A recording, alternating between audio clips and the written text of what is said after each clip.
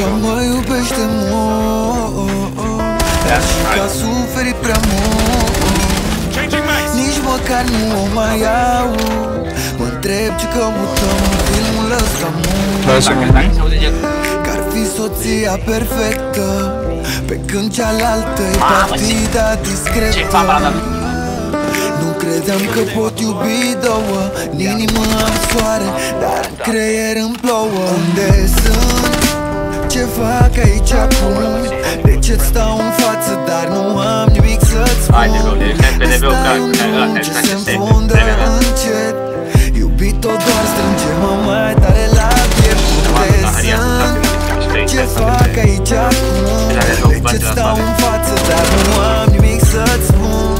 Asta e un drum ce se înfundă încet. În lipsa ei strânge-mă mai tare la venine.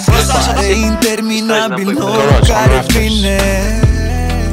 Și eu iubesc atât de mult și eu rănesc cu ce ascund.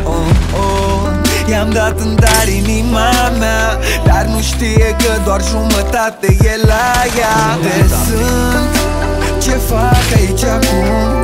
De ce stau în față, dar nu am nimic să-ți spun?